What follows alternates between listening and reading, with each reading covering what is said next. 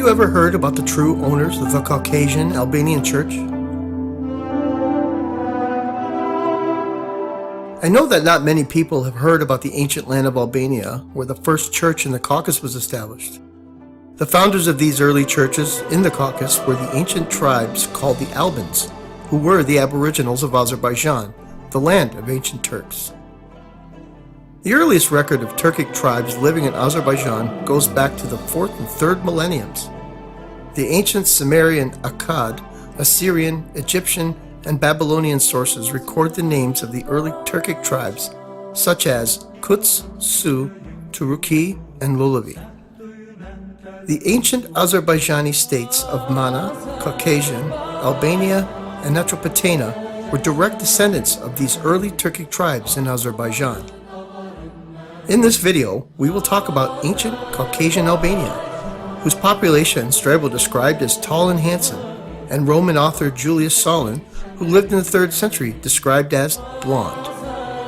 The historic materials by early Latin and Greek sources indicate that the Alban, Albania, Agvan, Agvank, and Aran states were established by Turkic-speaking tribes such as the Kimers and Kamar, Sakas, Iskits, Mashagets, Muscat, Muskut, and Caucasus Az. These names were interconnected and inseparable from each other. The Assyrians called the Sakas Akuzai or Ishkuzah, the Jews were called Ashkenazi in the Torah, and the Greeks called Scythians. Iranians were called the Sakis, and the Indians called Sakya. The Saks in Caucasus Albania included tribes such as the Alban, Sakasen, Kogar, Tauk, Vazian, Paktur, and Kanduk. In the 4th century BC, these tribes were united under the common name of Alban. The Caucasian Albanian state, where altogether 26 tribes lived, started from the Irask or Araz River and ended at Zenekert, a city located at the Kram River, which flows into the Kur River, and included Oryx, Tena, or Asaks, Uti, Ktena, and Sodi rivers as well. In ancient times, the Caspian Sea was also called the Albanian Sea. Two interpretations exist regarding the meaning of the word Alban. One refers to the origin of the word, which comes from the ancient Latin word albus, meaning whiteness and light, and the second meaning refers to the ancient Turkic word alp, or alp, meaning courage and heroism. Ancient Greeks also used the word Albion, which meant courage and hero. Uyghur Turks still use this word to mean height, and ancient Latins called the Alp mountains Alpa. According to Suleimanov, Kazakh poet, Turkologist, politician, and Soviet anti-nuclear activist, the Chinese word Alban refers to Azerbaijan. Among the Kazakhs, Kyrgyz, and Turkmen, there are tribes with Albanian names. In ancient Armenian, the term Alban was pronounced as Agvan, which Seljuks in the 9th century used to describe the territory located in the north of the Kur River. The Caucasian Albanians worshiped the goddess of the moon and sun. Strabo noted that the belief in the goddess of the moon had deeper roots and was similar to the faith of Moon Tengri of the ancient Turks. Zoroastrianism was not the popular religion in Albania except in Mugan and South Azerbaijan. In the 1st and 2nd centuries, Judaism and later on Christianity started spreading to the Caucasus with the mission of the Holy Elysee or St. Elsh in 54 and 57 years. The first Christian church established in Caucasian Albania was the Church Kish, approximately 5 kilometers north of Nuga or Shaki. The church is located on an ancient cultic site which dates back to about 3000 BC. Christianity has had a great influence in the Caucasus and Albania. The apostles Bartholomew and Fadi were also active in spreading Christianity in Albania. In fact, in 313 AD, the ruler of Albania, Irenir, declared Christianity the state religion of the country. From this period, Christians tried to spread Christianity in these areas by building churches and monasteries, and these churches and monasteries can be found all over the Caucasus, in present-day Azerbaijan, Armenia, and Georgia. The Caspian Turks who migrated from the North Caucasus to Albania also settled in these areas, converting to Judaism. It should be noted that Saint Gregory, considered the founder of the Armenian Church, was in fact a person of Christian Turkish origin. Therefore, on the religious and philosophical basis of Gregorianism, it is possible to observe the everyday elements of the Turkic peoples. For these and other reasons, both Catholics and Orthodox Christians did not accept the Armenian Gregorian Church. However, Udins, one of the 26 Alban tribes, belonged to the Gregorian Christian Church. The Albanian Church was the Apostolical Church, and its heads were called the Catholicos. The center of the church was in Garbala in the 4th century and later on in Barda in the 5th century. This process continued until the Arabs occupied Albania. When Arabs conquered Azerbaijan, the majority of the Turkic population converted into Islam, except the minority population of the Turk Arsak dynasty in Karabakh, which remained Christian. Today, of the 26 tribes living in Albania, only 6 have survived. These people are the Kyrgyz, Kaliniks, Jaks, Kaputlans, Botiks, and Udins. The first 5 tribes are Muslim, and the Udins are Christians. The Caucasian Albanians were persecuted by Arab Muslims who considered them allies of the Byzantine Empire, and they always supported the Armenian Church against the Albanian Church. This was the earliest record of the destruction of the Albanian Church's literature by Arabs and the Armenian Gregorian Church. Later on, Seljuk and Ottoman Turks conquered Anatolia after the victory of Malazgirt. After that, they took the Armenians under their protection, and thus the Armenian Gregorian Church was able to continue its existence. When Fatih Sultan Mehmet conquered Istanbul, he established the Armenian Patriarchate in Istanbul in 1461 because the Armenian Gregorian Church supported the Ottoman Turks against their ancient enemy, the Orthodox Byzantium Church. From the middle of the 13th century, the center of the Albanian Church became the Ganzar Temple. From that time on, the Catholicos were usually chosen among the descendants of Hasan Jalal. The famous members of the church were Mixtar Kush, Karakos from Ganja, Yesayi Hasan Jalal, called them Alban, Tuglu, Dizaki, and Mokatar. The religious beliefs of the Armenians, who present themselves as a real, ancient, and original owner of the Christian church in the Caucasus, do not have a historical basis in the light of true historical facts. Even worse, the Armenian church claims ownership over the Albanian churches. No one asked, how is it possible that the Armenian historians were able to deceive the whole world by privatizing current Gregorianism, which was established by Kipchak Turk Saint Gregory in Albania? Also, those who fall victim to the false Armenian propaganda should ask for the sake of truth. How come the architecture of the Albanian church buildings in Karabakh, in Yerevan, and many more places are not similar to the Armenian Gregorian Church?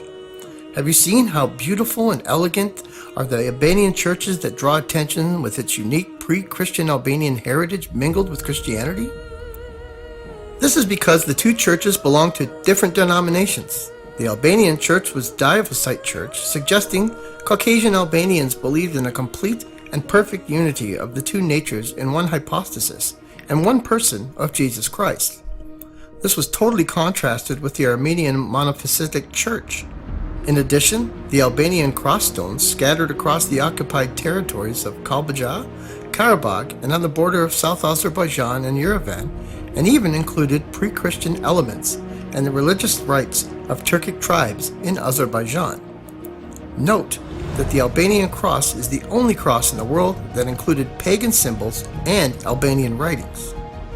Second, have you ever wondered why the mother tongue of Caucasian Christian Albanians, including the Christian population of Artsakh Karabakh, is? They did not call themselves Hayes or spoke their language. These Albanians spoke the native language Kipchak until the end of the 19th century. For example, take into account this important fact.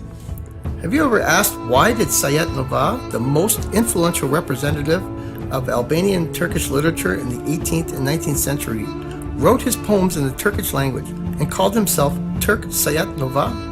Second, it is worth to ask why the modern Armenians call themselves descendants of Indo-European ethnos, Hayes and their country, Hayats Ashkar, Hayats Yurkur, Hayastan, and Hayastan Ashkar. This is because the name Armenia in itself was stolen from the original owners. You might ask, how come? Well, here's the answer. The name of Armenia itself is a Turkish word meaning the courageous men. Armenia was a geographical location in the headwaters of the Euphrates where Subar, Armi-Matan, Hurry-Matan tribes lived since the 3rd till the 1st millennium BC, and later on, these lands belonged to Urartu in the centuries BC of 10 and 13. And in the 7th century BC, Saka Cimarron or Saga Gamur tribes settled in Armenia. Later on, these tribes were replaced by the Turk-speaking Karamans or Karamans, otherwise known as Kipchak, who were not part of the Albanian state and were dominant of the population of the territory of today's Armenia.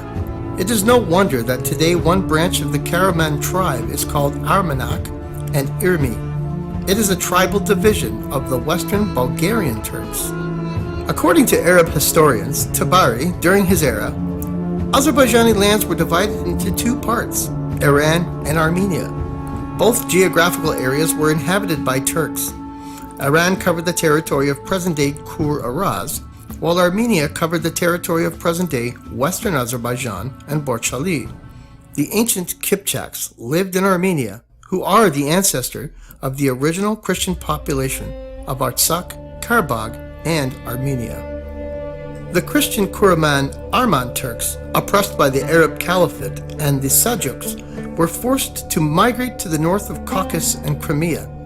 Even today, their descendants are living in and other areas in the region, including Thrace, Greece, Georgia, Stavropol, Krasnodar, and in the North Caucasus.